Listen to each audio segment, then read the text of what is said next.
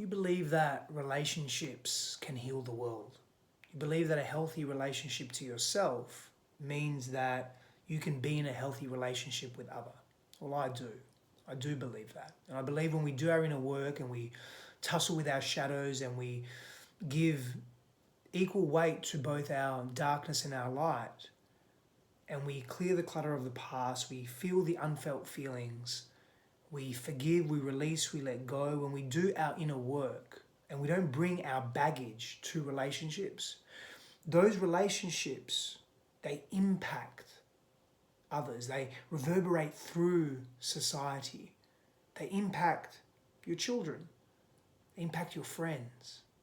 You're able to show up with greater strength and resilience in relationship, greater compassion, greater love, greater patience. This delays reactivity and enhances our ability to respond. And what we're doing is we're helping each other heal. We're being safe spaces for others to do their own inner work and rewrite the old scripts that we've been exposed to during our developmental years. And I say all this because today's about healthy pursuit. Today's about courting and dating and getting to know each other. And how do we do that in a healthy way? Specifically, I'm speaking to men here. But of course, this isn't just for men. In my experience, in not only dating, but in conscious relationships, in healthy relationships, relationships that are deliberate and aware. That's one of the ways that I define a conscious relationship. You know, you're going into a relationship not only to enhance yourself, but to enhance the other, and that your relationship together is going to impact others positively and in a healthy way. And when we court, as men, when we date from a place of transparency and love, when we date from a place of deliberate intention, when we're clear with who we are, that's empowering. And we're creating a foundation, a solid foundation for healthy relationships. So let's look at the ways that men, you can court, you can date, you can pursue in a healthy way. Number one, you must know yourself. You must know your worth. You must know your value. You must know what you are offering. Get clear on your power and get clear on your value. And I'm not talking about power that's autocratic or subjugating or judgmental. I'm not talking about power that is seeking control. I'm talking about what gifts do you bring to the relationship. Know your worth. Lead with that.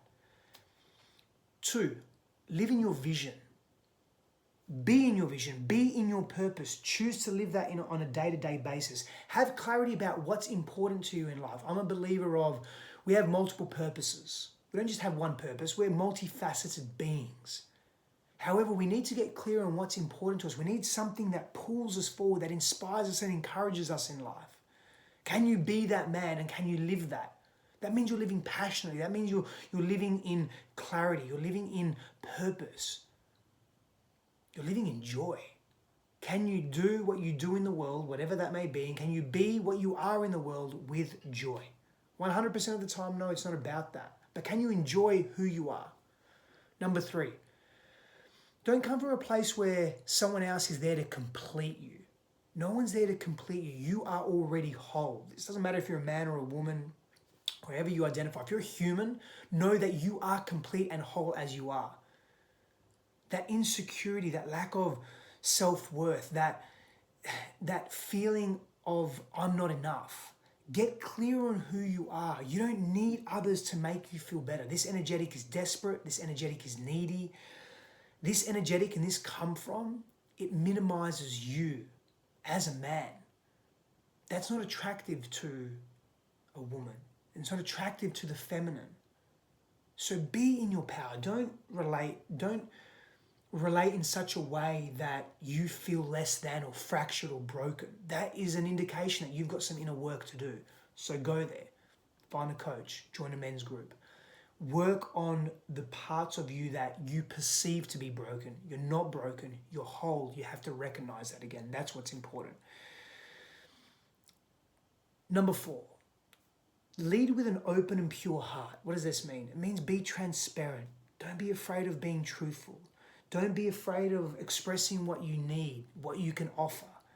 Present that with prowess and present that with clarity. Now, many people say, well, when do I lead with my truth?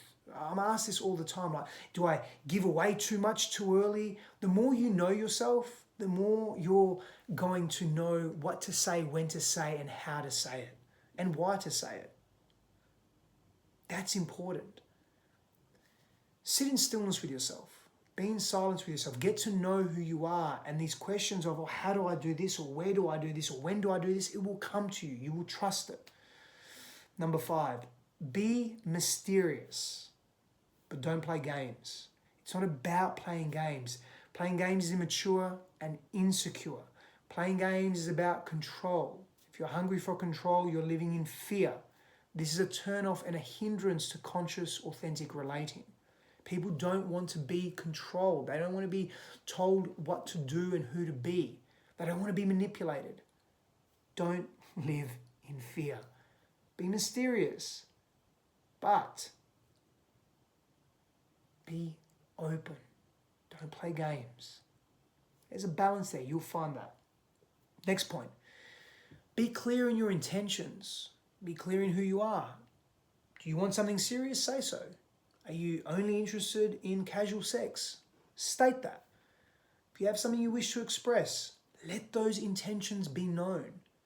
From the get-go, be really clear with who you are. Now, that can be scary because we don't want to be rejected. We don't want to be abandoned. We don't want to be humiliated or told we are wrong. And so we often contort ourselves to give the person what we think they want, what we think they are desiring. And in those moments, sometimes we are controlled or we're occupied by hormones, and we sometimes get attached to the outcome of wanting to be seen and accepted. They're basic human needs, right? But you have to be clear in your intentions. Whatever they are, whatever your intentions are for being in that relationship, be clear. This is attractive and this is empowering, and it also gives an opportunity for that person to say, yeah, I align with that. They're part of my values. That's what I want also. Let's go into that. Let's talk more into that. Next, tell the truth, be real. Lies breed mistrust and a sense of uncertainty and a sense of not feeling safe. And this then creates a codependent dynamic right from the start. Do not be that man. Do not be that man. Tell the truth. Be real. Speak your power into the container, into the vessel of the relationship. That's going to be worth a great deal more than lying to make yourself look better than what you are. Ask questions. Get to know her deeper. Really be genuinely interested in another human being. This allows them to feel appreciated, but it also helps you determine value alignment. Are they a great fit for me, for what I want in life, for what is important to me? This is important for you, and it's important for them as well. Next, engage in humor. Let her see you light and playful. Be funny. Don't force it, of course, but be in lightness. Humor represents intelligence. Sincere intelligence is not only attractive, but safe. So be you. We all have that. There's a time to be serious and there's a time to play. Be that person. Show that side of you. Yes, having an expression of being in a brooding face and being serious is also very attractive. So science demonstrates. But humor symbolizes intelligence, and intelligence is also very attractive. Next, and this is related to asking questions, but it's about speaking less and listening more. Don't make it all about you. That places you in this narcissistic disposition, this ego-based disposition. Being interested in another human being, it is about listening, hearing them. Spend time listening and feeling into what is being shared with you. Because when that person, that woman across from you is sharing vulnerably, and you hold that space, she feels safe. And that is healthy for the dynamic. Because now you're creating polarity and you're also getting to know that person. There'll be a time for you to share And absolutely, you should share and you need to share. But don't prioritize speaking too much and letting her know how great you are. This is coming from a place of insecurity and fear and pain. Next, be the right amount of available and unavailable. Again, too much of you, you become too boring. Too little of you, and you're too frustrating. You're hard to get a read on. Get your intentions right. Get clear on who you are. It's not about manipulation. It's about healthy sexual polarity and attraction dynamics. It's about space. Don't be scared if you don't speak for a couple of days. Give each other a chance to miss each other, to think about each other, to fantasize about each other, to allow the anticipatory hormone of dopamine to rush through you, but also be mindful of what that does, because that can create lucidity in the mind. So it's about balancing all this by knowing yourself. At the same time, it's the right amount of available and unavailable, being mysterious, but not too mysterious, creating space. This is powerful. Next, don't overcomplicate your choices. Don't overcomplicate what am I going to say next. Just share it. Lead, make decisions, be yourself, trust your intuition, know yourself. This is all about self-awareness. Next, don't wear masks. Don't pretend to be someone you're not because you think it may impress her. Don't wear a mask because you're trying to contort yourself to fit into this image of what you think she thinks you need to be, and who you think you are is not worthy enough. You're just going to disappoint her, and you're not going to be able to sustain that facade. So go beyond that. Allow people to love and care for you for who you are, as you are, not a character you cannot sustain. Be that man that is just you. And if she doesn't care for you, if she's not attracted to you, then guess what?